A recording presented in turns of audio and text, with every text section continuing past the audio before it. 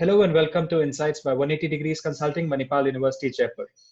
This is a webinar series where experts on various topics come and provide their insights on the crisis and pandemic COVID-19. Today we have Mr. Anil Swarup with us. I would like Santosh to introduce the guest to our viewers. Dear viewers, today here with us is Mr. Anil Swarup, Founder, Chairman, Nexus of Good, former Secretary of School Education and Coal, Government of India. Author of the bestseller, Not Just a Civil Servant, he's a strategic thinker and an innovative leader who won several awards and nominations. During his career spanning 38 years as a civil servant, he held various assignments within both the state and the central government. He formulated and administered one of the largest social sector health insurance scheme for more than 30 million poor in the country.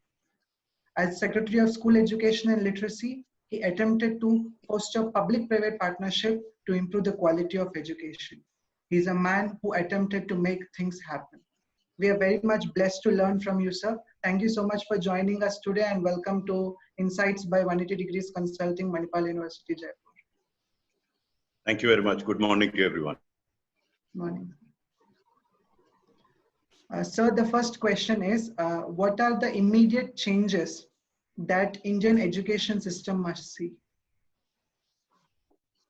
I will speak about school education since I was looking after school education. I think the focus has to be totally on the teacher because in my personal understanding, teacher lies at the pivot of school education.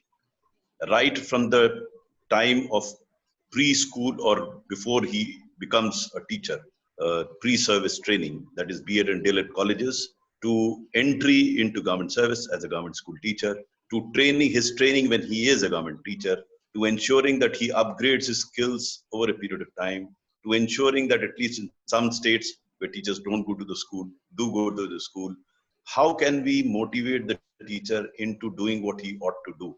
So to me, the focus has to be the teacher if school education has to be. Thank you so much, sir. That was really very insightful.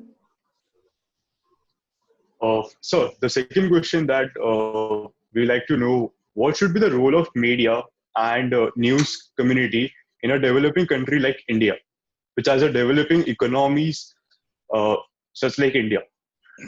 See, media is considered to be the fourth pillar of democracy.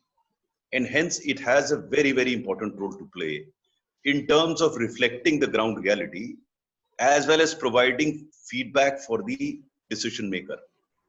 You know, how it happens is that as a part of a decision-making process, those around you may not necessarily give you the entire feedback for a variety of reasons. First, we exist in a hierarchical society or hierarchical institutional arrangement where the junior officer may not always have the courage to bring forth the facts before the boss for a decision to be taken. And hence, feedback becomes extremely, extremely important. There could be other channels of feedback, but I think media provides an enormous feedback. Secondly, media also educates the masses. And hence, an irresponsible media can create a havoc in a society. So a responsible media is extremely, extremely important. But all said and done, the media should basically be left free to air their views. Of course, if I have handled this position as Director Information and Public Relations at a very sensitive time when Babri Masjid agitation was happening. It was at that point in time, it was Director Information. So my understanding with the media persons was that facts should not be distorted. Facts should be positioned as they are. Opinion is yours. You can form any opinion. In a democracy, everyone has a right to have an opinion. But in a democracy, no one has a right to distort facts. So facts should be fact and opinions can vary based on those facts. So that's how I look at media. Thank you so much, sir. How do you view the pandemic COVID-19 from a civil servant's perspective? I think it is one of the biggest challenges that the civil service has faced. I can't recall an incident in my 38 years could be as devastating as this one. So it's a huge, huge challenge. And I am glad to say that a large number of civil servants are performing remarkably well in the field. Day in and day out, they're working. I mean, they've forgotten anything that is personal. They've committed themselves to the service of the people. So it's a very, very challenging time for the civil service, and they have committed very well, especially at the ground level, especially the youngsters have done very well. But the challenges will continue. It is still not known till when COVID-19 will last. There are certain issues that still need to be addressed, especially those relating to migration. A lot of migrant workers, we are unable to tackle them in the manner that we should. So there are a large number of issues that will need to be sorted out. As the days follow, I think there will be other aspects that will need to be attended to. The Prime Minister announced a package a couple of days ago, which was followed by conference by the Finance Minister. So the announcements have been made. Now things have to be made to happen on the ground. Mere announcements will not take us anywhere. They are basically policy statements with regard to what needs to be done. It will need to be done on the ground, and that's where civil servants will have a very, very important role in terms of making what has been announced to happen on the ground. So civil servants have a very challenging task ahead of them as well, whether it is in the context of Indian economy, whether it's in the context of bringing education back on rails. You are aware that most of the schools are closed. There are a number of challenges that the country is facing and will continue to face consequent to COVID crisis, and civil servants will have a very, very important role to play in that. Well said, sir. What are your views on the program that allows industry professional with 15 to 20 years of experience to apply for joint secretary post? I have no problem with lateral entry, as it is called. My problem is the manner in which it happens. If it happens through somebody liking somebody and coming to a conclusion and getting him in, then there is a serious problem. Then we'll have very serious trouble. It has to come through appropriate mechanisms like the UPSC. The mechanism or the procedure through which you induct such people has to be very transparent, has to bring in quality of people in. I have no problem with that. However, what I would like to suggest is once they come into the service, then they should hang on. They can't come and go. I'll tell you the reason. Reason is that the sense of responsibility that you have to continue in a service is different from the fact that if you come here for 2-3 years, because then the sense of responsibility will be more of a parking space for a while. You'll have, you'll experience the civil service and then you go out. I'm not in favor of that. I'm in favor of permanent civil service. So somebody from the private sector wants to join the civil service, he's most welcome through a transparent route, but thereafter he should continue to be here and work within the civil service and face the music, try and understand what are the problems within. It's very easy to sit out and pass judgments on what is not happening because, there's no dearth of ideas in this country. As people who joined the civil service, and this is not the first time that it is happening. There were people who joined and left, the people who joined and stayed. There are many people who come to perform in public sector undertakings, they go back. The difficulty is that within the government and in a democracy, for an idea to fructify and sustain over a period of time, it has to be politically acceptable, socially desirable, technologically feasible, financially viable, administratively doable, and judicially tenable. An outsider doesn't understand that. He thinks, why are things not happening? It's not very easy to make things happen. But having said that, you can actually make things happen. In fact, my book, Not Just a Civil Servant, could have easily been titled Making Things Happen in the Government, because that's what I try and explain, that despite these problems, despite these limitations, you can actually make things happen in the government. That was very insightful, sir. I would like to know what are your views, regarding the problems faced by the workers during this pandemic, since it is seen that it is actually the worst hit problem the country is hit by. So it's a very, very serious problem. It's a in fact, it's the most serious problem. The reason is that these so-called daily wagers, they are not permanent workers, most of them. They are on contract or temporary workers in most of the engagements. They've lost their employment. They've lost their economic mooring. They've lost their social mooring because their home is elsewhere. So they want to go back to their home. They've lost their psychological moorings. So it's devastating for them. And that's why during my earlier presentation, I had mentioned that the problem of migrant workers needs to be tackled immediately. We can do that because if not on that scale, I have been district magistrate. We used to have similar crises, if not of that scale. In floods, etc., we used to make arrangements for shifting of entire villages to higher places and make arrangements for their food there till such time flood receded. So COVID-19 is a large, huge flood that is happening. So we have to take care of these migrant workers. in the immediate uh, future, we have to look after them in terms of taking them to their homes. Then thereafter, we'll have to see how do we re-engage with them to get their employment back. So it's going to be a long haul, and it needs to be attended. It's a serious, serious problem. Sir, do you think that there'll be a shortage of laborers in the coming time, since at one point of time we are looking to attract industries? However, at this point of time, the state at which they are sent back, it is very, difficult to get them back at this point of time, because they are actually going back with a huge disappointment. So, I mean, do you think it will be easy to get them back? In the immediate future, it will be difficult. They will have to be enticed back.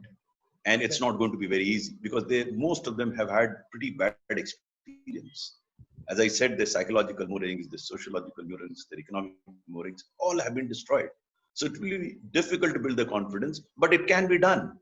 They can still be convinced, because they would require employment. They can't sit in their residences at home, in their villages at home, and do nothing, because they'll have to earn something. So I am quite sure they would want to come. The question is, do we create such objective conditions where we facilitate the return to work?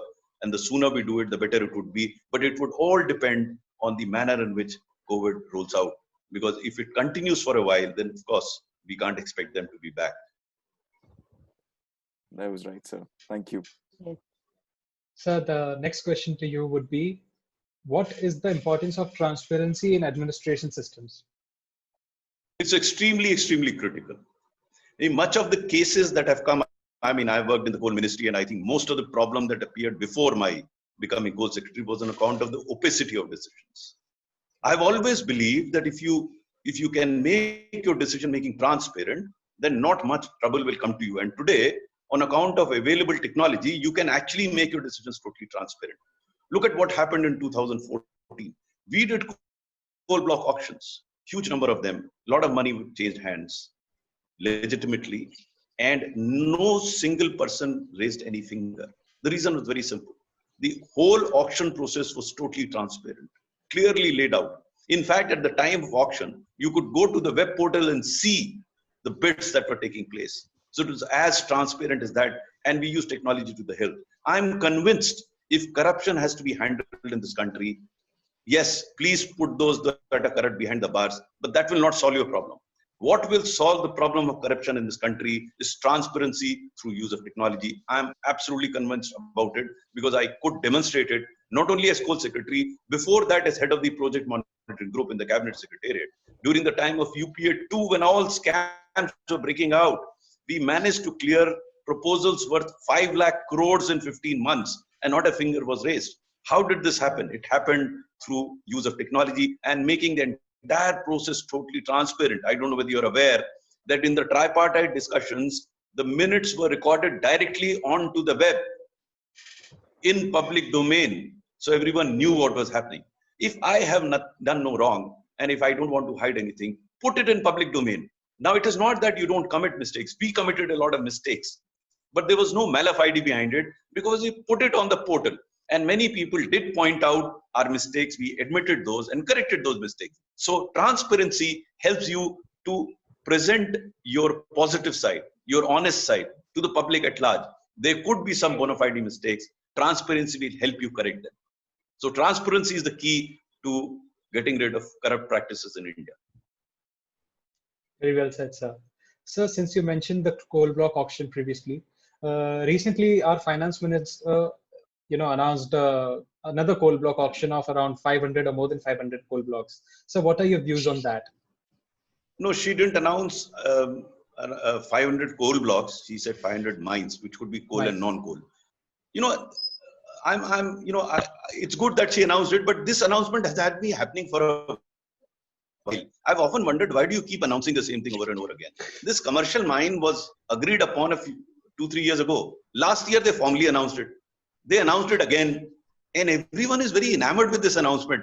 I read it in the newspaper, coal mining open to private sector.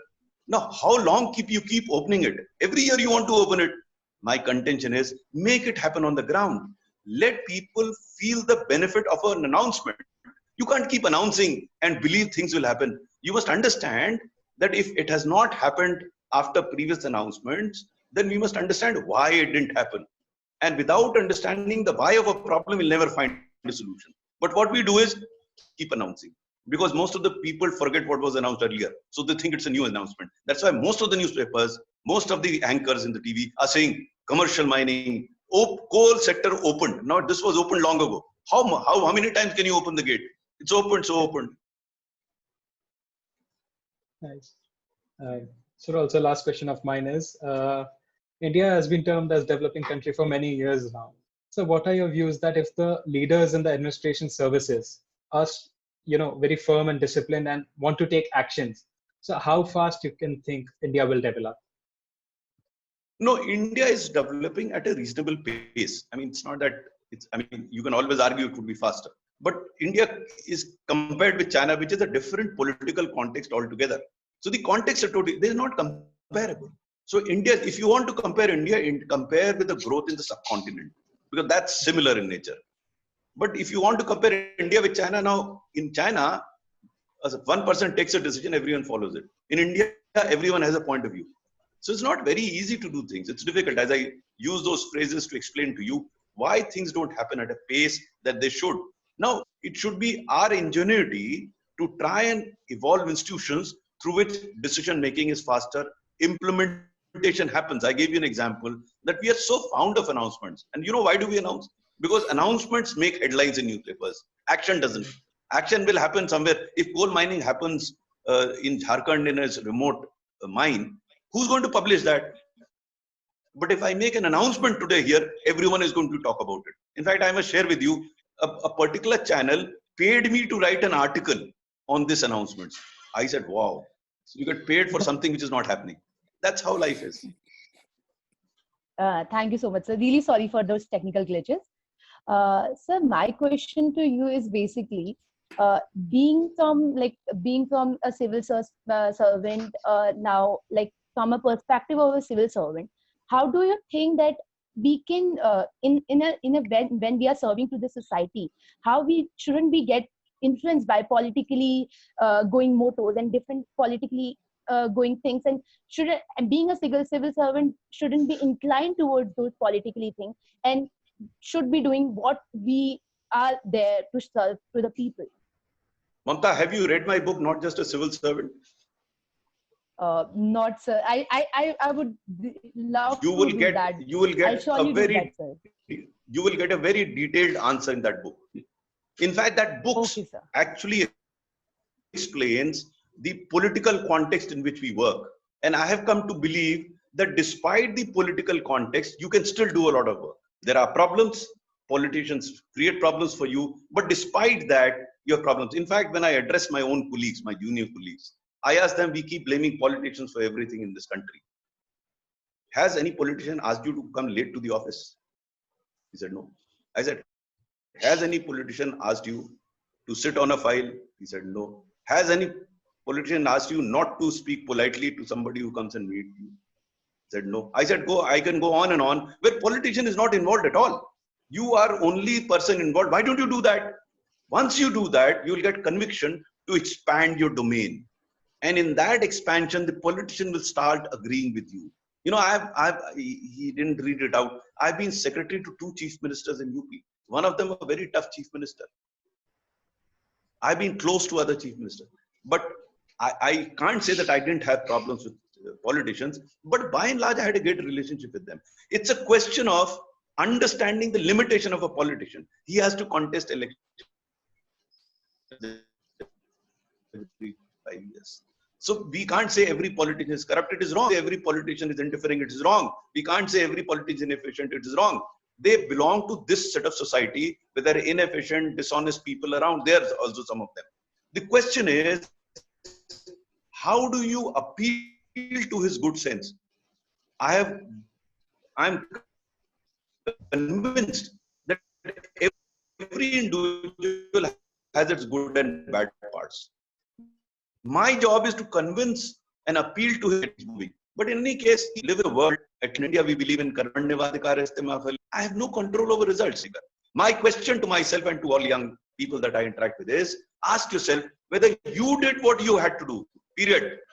So dear listeners, this was Mr. Anil Swarup, sharing his insights on leadership, administration, and crisis in the time of COVID-19. We thank him to take out his time and be here with us. Thank you so much, sir.